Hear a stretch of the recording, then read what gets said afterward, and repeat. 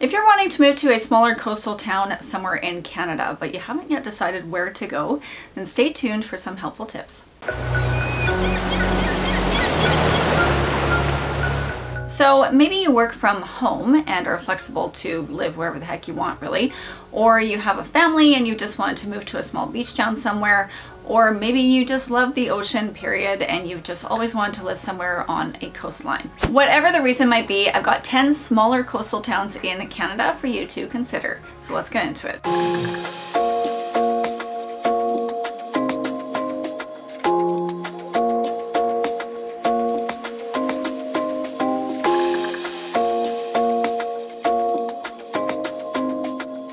Before I jump into Seashelt, I just want to let you know that I did do a Seashelt vlog video on this channel last summer. If you want to check that one out, I'll put the card up here for you to check that one out next if you like, if you want to see more actual footage in Seashelt. So Seashelt is a small beach town on the Sunshine Coast, just a 40-minute ferry ride from West Vancouver. It's a small seaside town that offers multiple beaches such as Trail Bay, Davis Bay, and Porpoise Bay Provincial Park, as well as a beautiful little waterfall over at Burnett Falls. There are several annual festivals and events here, such as the Seashelt Arts Festival, Festival of the Written Arts, and the Sleepy Hollow Rod Run for the car lovers out there. Seashelt would be a good option for you if you're looking just for a small beach town with lots of outdoor activities, but is still only a 40-minute ferry ride away from the Lower Mainland for all the big city amenities.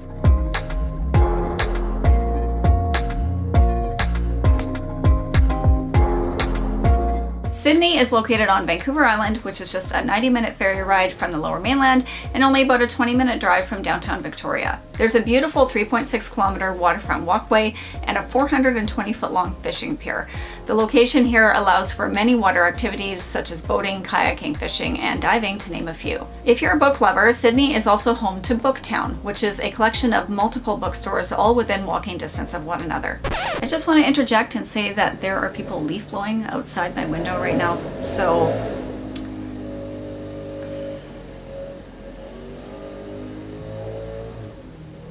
Sydney is a great place to call home if you're looking for both seaside charm and a bit of an urban vibe, as it has a great mix of outdoor activities along with retail and entertainment options.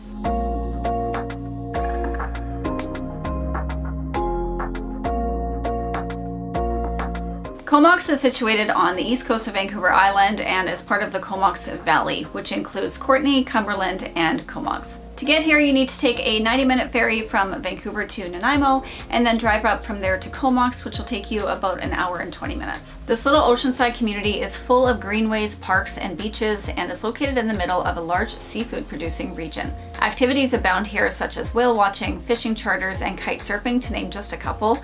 And in winter here, you can make the 30-minute drive to Mount Washington for some skiing and snowboarding. And in the summer, you can go there for mountain biking and hiking.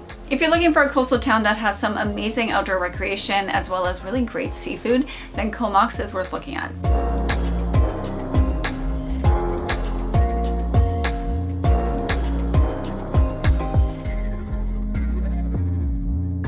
If you're looking for a very small coastal place to call home, then you might want to give Grand Manan a look. Although the residential population here is only about 145 people, do take into account it is a tourist destination, so there will be more people coming and going, and for good reason. This place has been voted as one of the world's best small islands, with everything you could imagine. Lighthouses, hiking and cycling trails, uncrowded beaches, rugged cliffs, fishing communities, and so much more. Located in the Bay of Fundy, the views here are absolutely gorgeous, and this island is a hotspot for amazing locally caught seafood. If you're into bird watching, this island is well known for its variety of over 240 species of birds. If the idea of living in a really tiny community on an island intrigues you, then definitely give Grand Manan a closer look.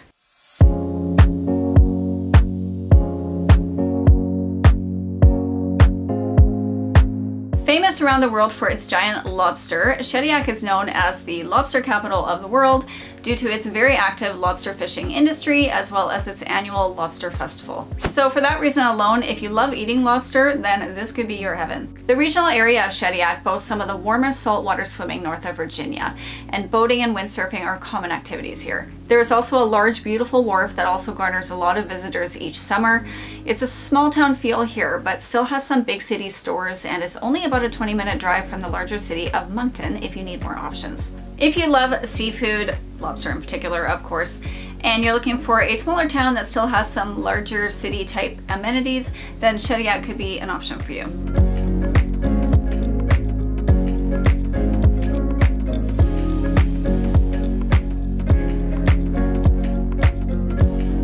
If classic colonial style architecture calls to you, then you will likely love the looks of Lunenburg. It is one of only 2 urban communities in North America designated as an UNESCO World Heritage Site, where 70% of the original colonial buildings from the 18th and 19th centuries still stand. It's an exceptionally beautiful waterfront town filled with restaurants, distilleries, and unique shops. With nearly a dozen different beaches in the region, there will surely be a beach that will be your favorite. And if you want to venture to Halifax, it's only about an hour and 15-minute drive along a beautiful coastline. So if you're looking for a town by the sea with loads of history and old world charm, then Lunenburg could be just what you're looking for.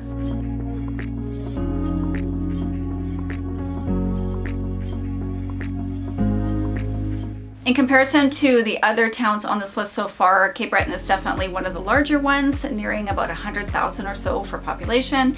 But I wanted to include it anyway on this list because Cape Breton is, well, it's Cape Breton. This maritime paradise is just so breathtaking, and almost any ocean lover would love to call this place home. It has been ranked the #1 island in North America by Condé Nast Traveler and the #1 island in Canada by Travel and Leisure, and it is not hard to see why. Here you can drive the scenic Cabot Trail all around the island, explore the fortress of Louisbourg, enjoy the many beaches and lakes, visit lighthouses, and so much more. If the idea of living in a place as amazingly beautiful as Cape Breton excites you, then definitely consider calling this one your home.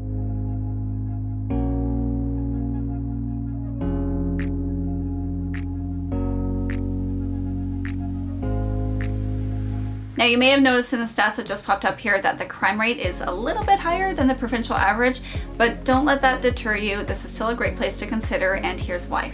Although it's the 2nd largest city in the province, it still has a smaller population and a small town feel. Green's Shore Beach holds 600 meters of shoreline, making it a great place in the summer for kayaking, windsurfing, or building sandcastles, and in the winter people use it to go skating, play hockey, or cross-country ski. It has a beautiful long boardwalk running by the water and contains about 24 parks, a couple of museums, unique shopping, and excellent musical and theatrical events. If you like the heritage aspect of things, Summerside also has a deep history in shipbuilding dating back to the 1800s. Summerside may be a good fit for you here if you love the idea of all the nautical heritage in the area, as well as plenty of places to be right by the water and lots of green space in the way of parks and trails.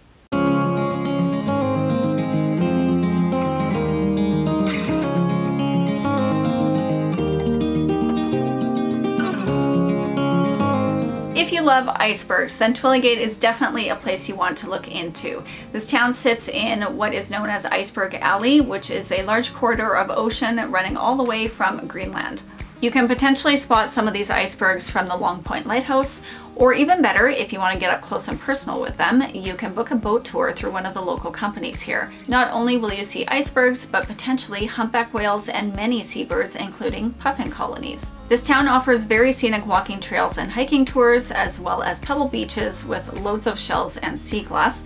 And if you're lucky, you may find bits of iceberg that have washed ashore as well. You will also find heritage buildings, festivals, and lots of berry picking opportunities, as the area has a lot of blueberries, cloudberries, and partridge berries. If you love the idea of a very rugged, beautiful, true Atlantic town with the added bonus of icebergs, then Twillingate should definitely go on your list.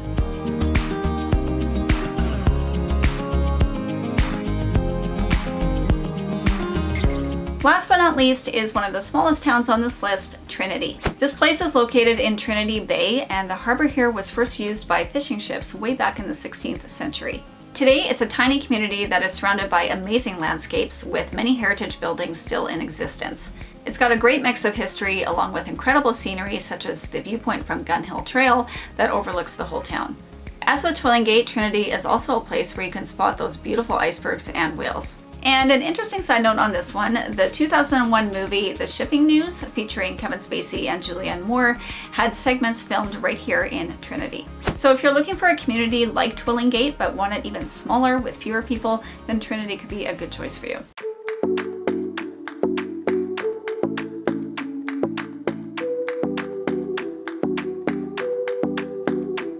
So So if you're in the middle of planning this move to a smaller coastal Canadian town somewhere, I hope this video gave you a little bit of direction as to where you might want to go or some places you might want to check out. If you enjoyed this video, then you might also like another video I did a few months ago on Canadian islands, where I featured 10 beautiful islands across this country that are well worth visiting. So if you want to check that one out, I'll put a little card at the end of this video for you to click on. So if you found this video helpful in any way, please do give it a like and subscribe to the channel if you want to see more content like this.